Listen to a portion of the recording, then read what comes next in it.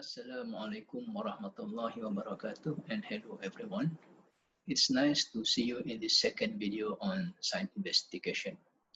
Before I proceed with new subtopics in this second video, allow me to summarize what I had discussed in the first video. In the first video, I talked about the definition of site investigation. So site investigation is a combination of activities to collect data or information, evaluating the data in order to obtain safe and economical design. Geotechnically is to obtain a safe and economical foundation design.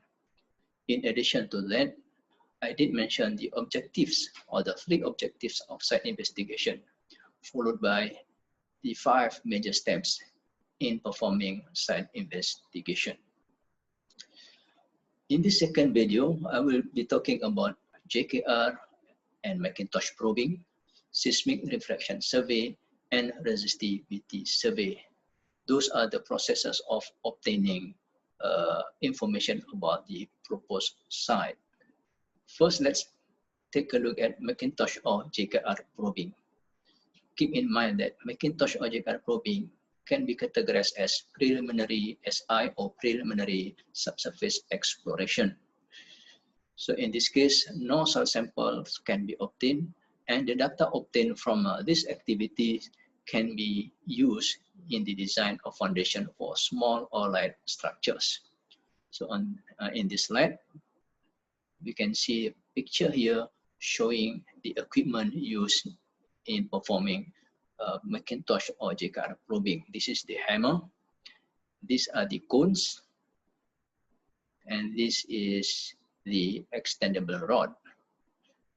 So in this picture, showing our laboratory staff performing Mackintosh probing at a proposed project site.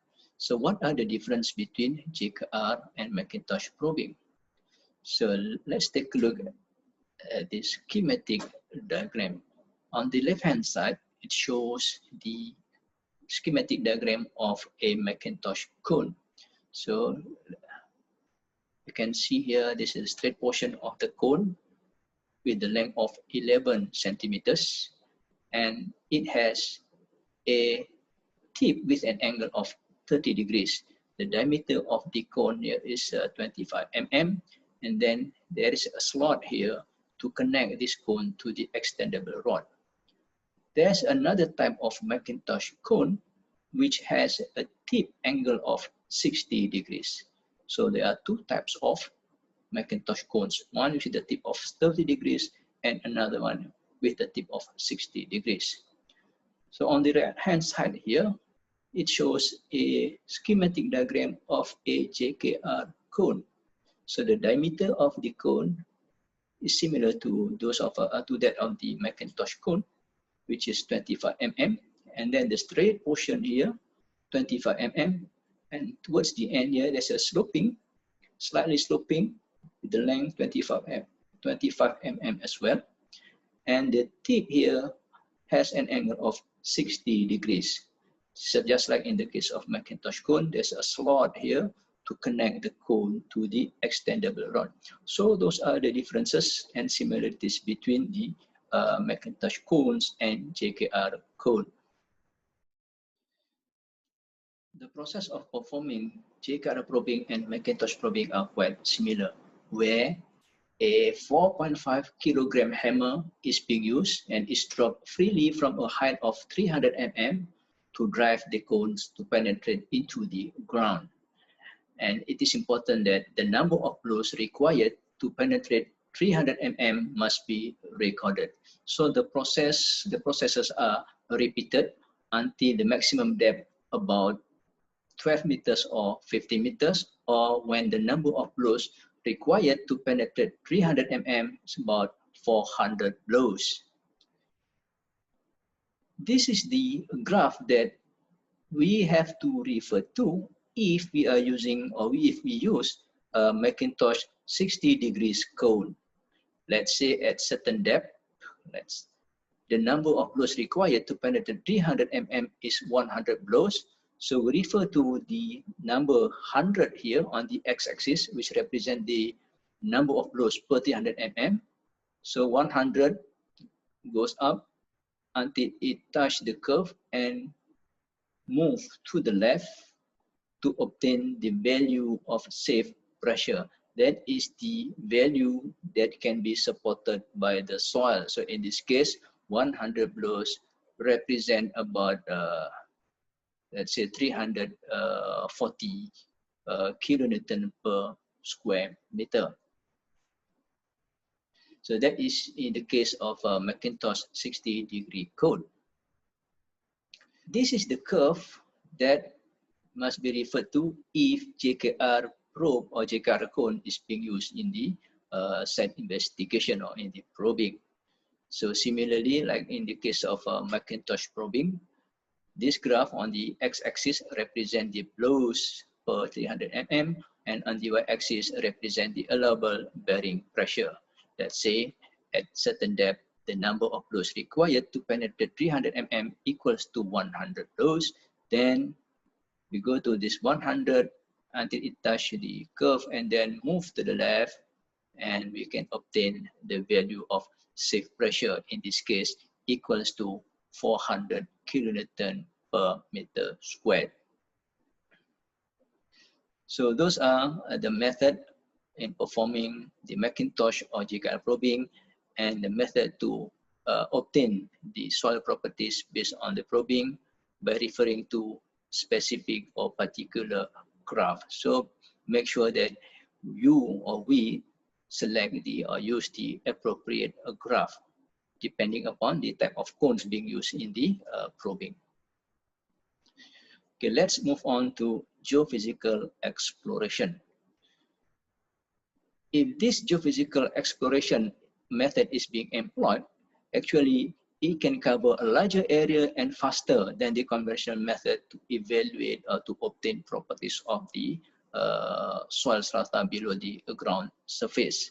However, sometimes interpretation of data is quite difficult, and normally this geophysical exploration is used as preliminary SI because we are unable to obtain the detailed information about the soil strata or the soil properties. In this case, I would like to talk about two methods of geophysical exploration. One is seismic refraction survey, which is based on wave propagation through the soil or rocks below the ground surface. And another method is resistivity survey, which is based on the resistivity of the soil or the rocks after the application of current. First, let's take a look at seismic refraction survey. So this method can be used to determine the type and the thickness of the strata, whether it's a rock or soils.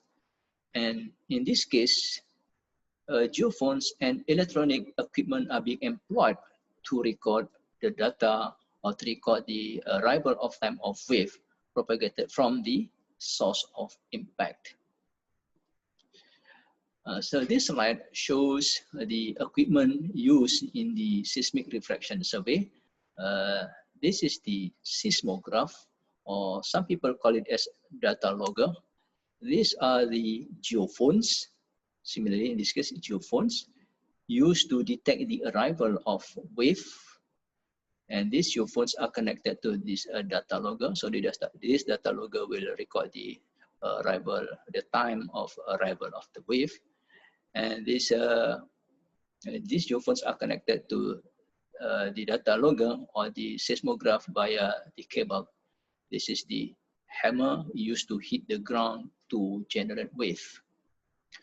Okay, this is the close-up of a geophone, which is spiked into the ground, and this geophone is connected to the data logger or seismograph via this cable, as I mentioned previously. And in this picture, it shows a steel plate here placed on the ground surface, and this is the hammer used to hit this steel plate so that wave will be generated, and the geophones will record the arrival of time. No, sorry, the time of arrival. And this picture shows students and our laboratory staff performing seismic refraction survey. In this slide, it shows the schematic diagram how seismic refraction survey is being conducted. Okay. This is the steel plate placed on the ground, and this is the sledgehammer used to hit this plate to generate wave. And this is the data logger to record the time of arrival. These are the geophones to detect the time of arrival. If this data logger has 24 channels, it means that it is capable to record time of arrival from 24 different geophones. And normally these geophones are equally spaced. So the spacing between the geophones is normally about 5 meters apart. So from the source of impact to the first geophone, 5 meters, first geophone to second geophone, 5 meters, and second geophone to third geophone, 5 meters, and so on. Right. So these geophones are connected to this data logger via cables. Okay, let's say we have different layers of soil or materials below the ground surface.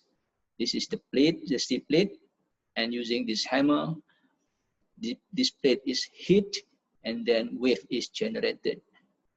Theoretically, after hitting this plate, wave will be generated and start traveling through layer number 1 here with the velocity of v sub 1, and then travels at the interface between layer number 1 and number 2 with a velocity of v sub 2, and then move up to the geophone with the velocity of v sub 1. And the time of arrival here is detected by this geophone, and this geophone will send signal to the data logger so that the data logger will record the time of arrival. So V1 represent the velocity of wave travel through layer number 1, whereas V sub 2 here represent the velocity of wave travel at the interface between layer number 1 and layer number 2. In this case, it is assumed that the wave travels at velocity V2 equals to the velocity of wave travels to layer number 2.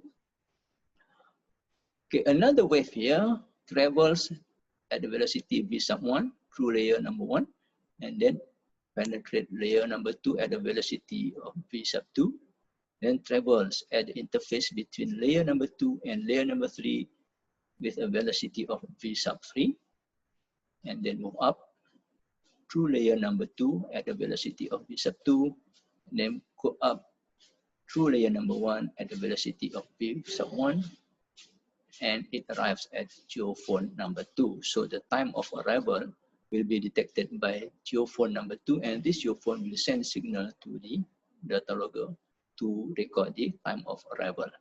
Similarly, the third wave here travel at v sub 1 through layer number 1, v sub 2 through layer number 2, v sub 3 through layer number 3, and then at interface between layer number 3 and layer number 4 at a velocity of v sub 4, and then go up through layer number 3 at velocity 3, move or travel through layer number 2 at velocity v sub 2, and then go up through layer number 1 at the velocity of v sub 1, and the arrival of this wave is being detected by geophone number 3, and this geophone will send signal to the data logger to record the time of arrival. So those are the theory of the movement or the propagation of wave, and the time of arrival are being detected by the geophones, and the geophones will send signal to the data logger. Okay, assuming we have 24 geophones, meaning we have 24 data points in terms of distance from the source of impact to each geophone, okay, from the source of impact to each geophone, and we have 24 different times of arrival, right? So on the x-axis represent the distance of the geophone from the source of impact. So we have 24 geophone, meaning we have 24 distances, and the y-axis represent the time of arrival. If we have 24 geophones, as I mentioned previously, we should have 24 points representing the time of arrival. So we should have 24 data points here. At a glance, we may anticipate that those data points will form a curve. But if we observe carefully, there are groups of data points that create straight lines. So in this case, let's say, after observing those data points, let's say we conclude that we are able to draw 3 different lines with 3 different slopes. Yeah?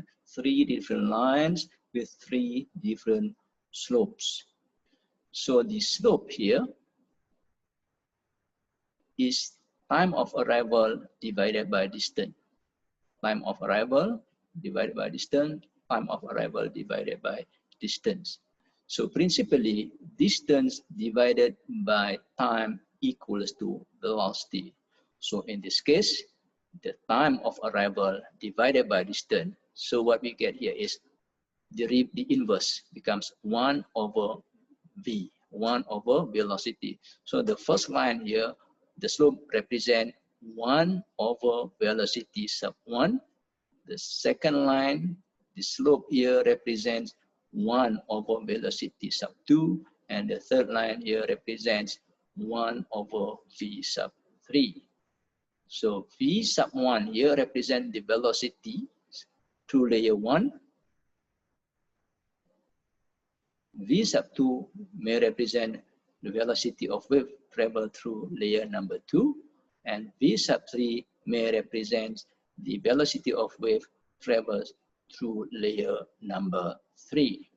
So generally, when we have 3 different slopes, we would anticipate we have 3 different velocities and 3 different materials, but it's not always true because it depends on the values of the velocity.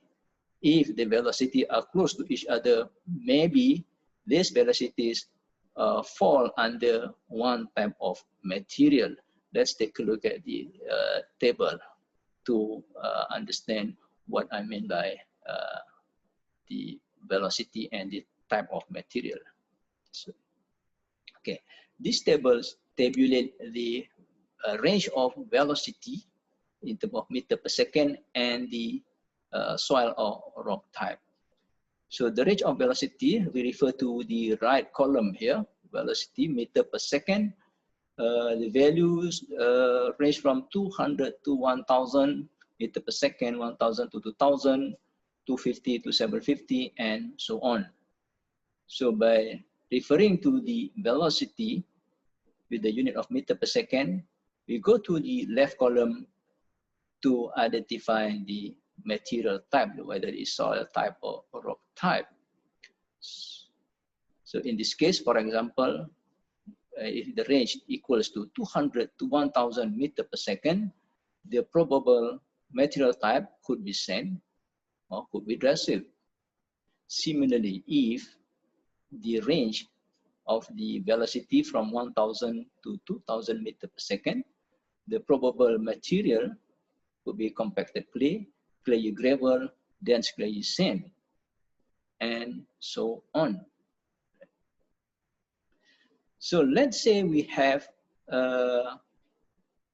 determined that the velocity of the wave is 1500 meter per second.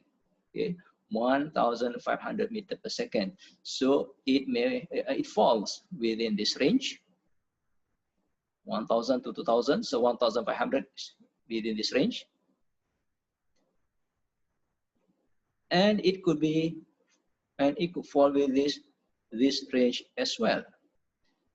So let's take a look at this range, 1,000 to 2,000. So the material could be compacted clay, clayey gravel, dense clayey sand. Within this range, it could be sandstone. So we are not sure what the material is because we don't have the sample.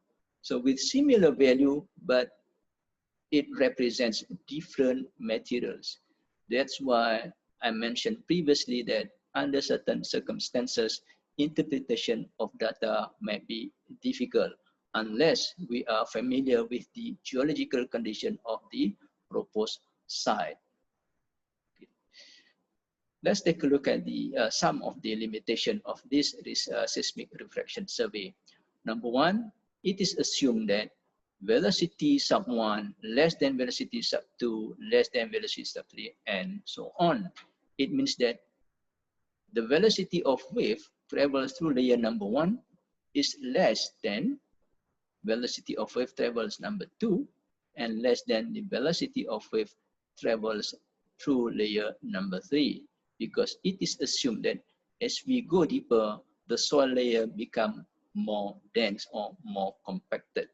So the higher the compaction or the higher the density of the material, we assume that the higher the velocity of wave travel through the material. But it's not always true. It's not always true because sometimes we observe that the layering of soil from loose material become dense material, and then we may encounter another loose material. So maybe alternate.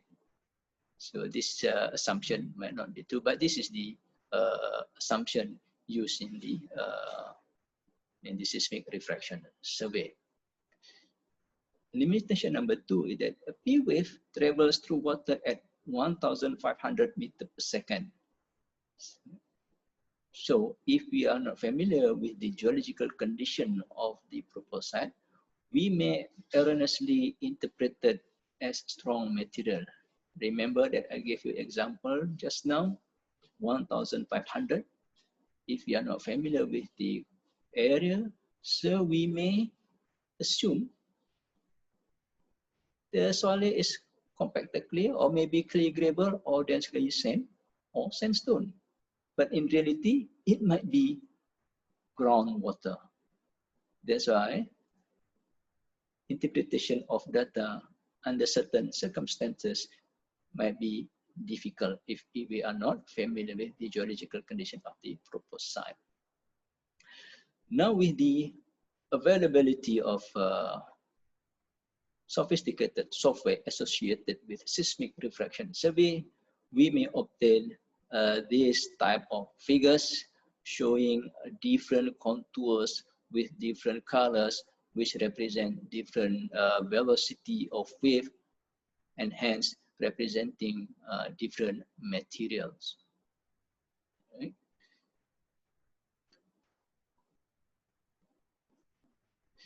Okay, let's move on to resistivity survey, another type of geophysical exploration. So in this slide, there are pictures. This is a picture showing the equipment used. This is the data logger. These are the electrodes to be inserted into the ground. These are the connectors to connect the electrodes to the data logger via this cable. Okay, so this picture shows the electrode being inserted into the ground, and connector connect the electrode to the data logger via this cable. And this picture shows a group of students performing resistivity survey. So resistivity survey is based on the application of current to the ground, and the resistivity is being measured. So based on the resistivity, we may be able to identify the type of material below the ground surface. So in the laboratory, we may perform this resistivity test of the soil by having this acrylic box, right? Acrylic box. So at the end, at both ends, we have aluminum plates. Okay. connected to a power source via electric wires. And then these are two electrodes used to measure the voltage drop. So the resistivity of the soil in this acrylic box can be calculated as R multiplied by A divided by L equals to V divided by I. R here represent resistance, which equals to voltage divided by current, or voltage divided by ampere. And then A here divided by L, where A here is the cross-section area of this sample here, which is B multiplied by H. And L here is the length between the electrodes to measure the voltage drop. So rho equals to V divided by I, voltage drop, divided by the applied current. Okay, applied current. And then A is the cross-section area here divided by the length. So the unit of resistivity here is in terms of ohm meter. Well, this is the schematic diagram. This is a awareness for electrode method used to measure the resistivity of soil on site. Okay. There are 4 electrodes inserted into the ground. The electrodes are equally spaced. Right? So the 2 outer electrodes are connected to power source or battery. And then the 2 inner electrodes are being used to measure the voltage drop.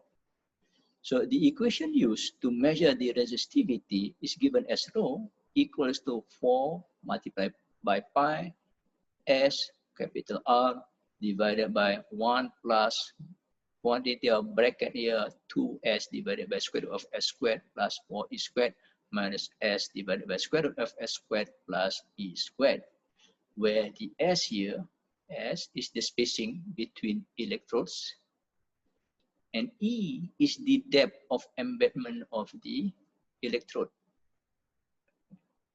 depth of embedment. So in practice, the value of S here is much higher than the value of E.